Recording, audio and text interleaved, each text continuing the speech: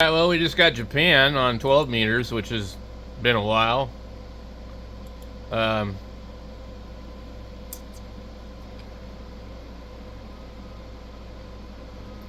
did we? Maybe we didn't. I've sent him the return several times. How many watts are we doing? 50 watts. 50 watts. Well, I don't know. You have a Roger with a signal report. As far as I'm concerned, that's a contact. It means I sent my CQ out there. He responded to it, and then I don't know what happened here. I'm trying to make sense of this. I can't think straight and do two things at once. Okay, so what happened was I called CQ with my grid. He replied with his grid. He then sent me a signal report, or I sent him a signal report. He replied with a Roger and a signal report. I got no 73, but still, that's really basically a contact. So I always put it in the books when it's like that. There's a back and forth at least once. So you got two-way communication of some such. So it is what it is. Good enough for me. And then Japan's not like super hard, but 12 meters hasn't been great. And look, he actually already confirmed me, so that's cool. So he logged me. I don't understand, why do I gotta request a confirmation to get a gold star on QRZ? If I don't do it, they don't confirm. What does it mean? So I would guess that QRZ doesn't send them an incoming request to confirm unless you come in here and go like this, select all actions, come down to here, request confirmation. I want a confirmation on every damn fucking thing I log into QRZ. Come on, man. Why would I log it in my call book if I didn't want it confirmed? They need to change that.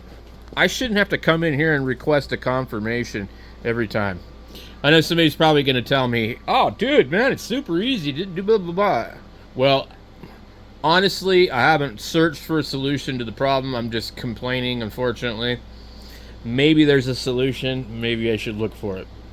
But as far as I know, there isn't, and this is what I've been having to do for years. I log a contact, I come in, I highlight that contact, I click more actions, I request confirmation, and by doing that, I have a high success rate of confirmations. You can see we also get a bunch of rejected ones too, because a lot of people don't understand how QRZ works, so then instead they just reject your call. It's possible these all say 28, that maybe they were on some other band and I forgot to change my thing, you know, because there's an awful lot of them. There's 1, 2, 3, 4 in a row. Who knows? But usually what I do with those is I just come in and I delete that one. I delete them both. Delete them all. Get rid of them all, man. Delete. Bye-bye. Who cares? We don't need you in the log. It ain't important. It's just clear our head. Anyway, looks like 12 meters is closing up and 15 is opening up. So maybe we'll halt transmitting and go to 15. Oh, I can hear it immediately. It got better. So,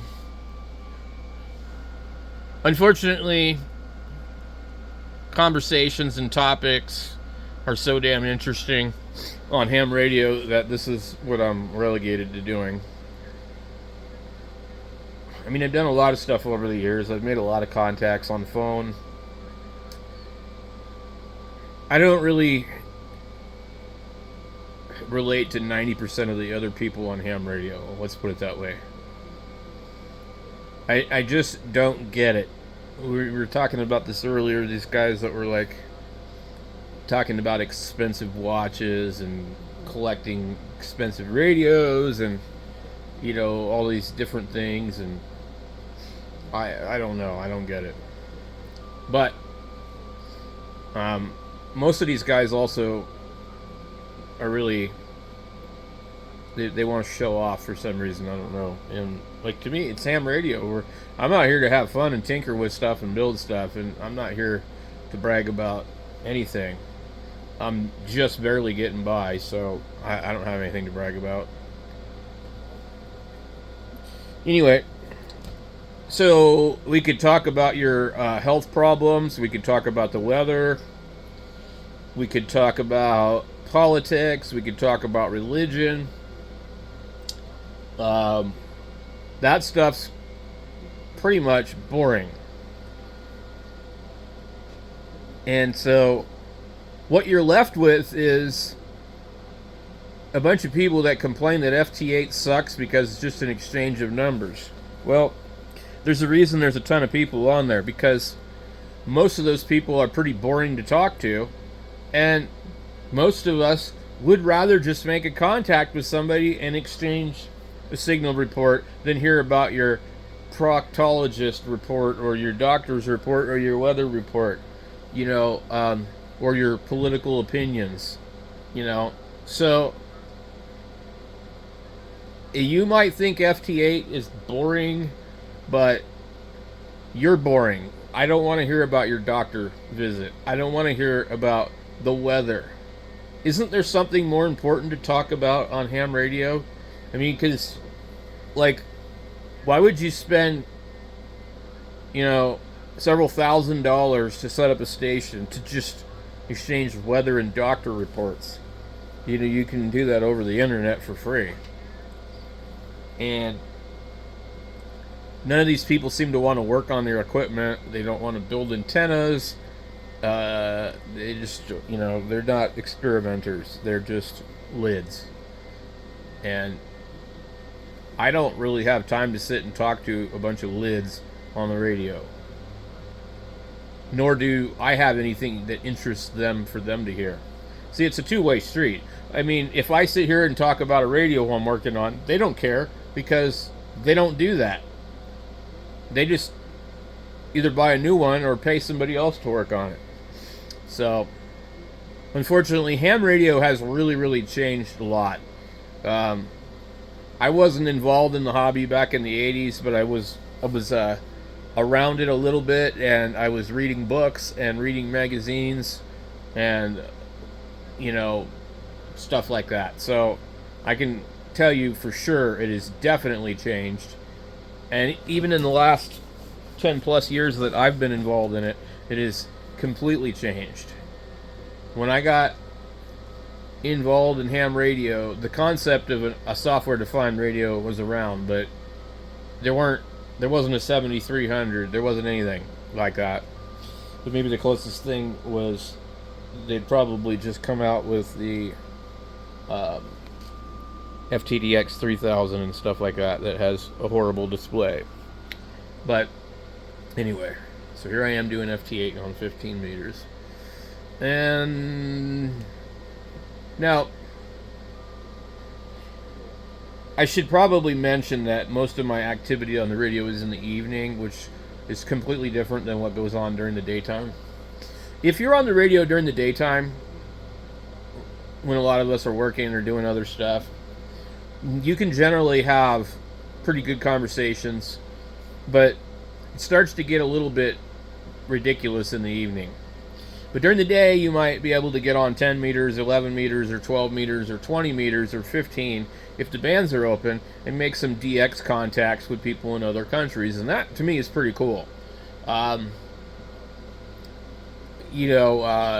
meters seems to be the most versatile band, because there's like all types of people on there. You know, you got, you know, lots of different types of people. And a lot of times, you know, they just want to get in and make contacts, so they don't want to sit here and talk for 30 minutes about the weather. you know. So what I notice is the evening time is more of the doctor's reports and that kind of stuff. So, but a lot of times I'm just like, well, I want to do some FT8. I want to exercise my radio, but I just don't get around to doing it. I don't know. Maybe I just need to learn to do new things. So that's why I've been, working on the CB radios and doing stuff like that lately instead. So I know it's not ham radio, but it's still radio. And I'd rather be a guy working on CB radios than some lid on a brand new 101 with a brand new Mercury amplifier and a $700 commercial dipole antenna talking on the radio about my next doctor's visit, the weather, politics, or what's on TV. I don't want to be like that. So anyway, guys, I've got some stuff to do. I'm going to be, I've got my Amazon packages have showed up, so we're going to look at those. We're also going to be going through these magazines a little bit at a time, and then I'm going to be donating them. So I'll catch you guys later.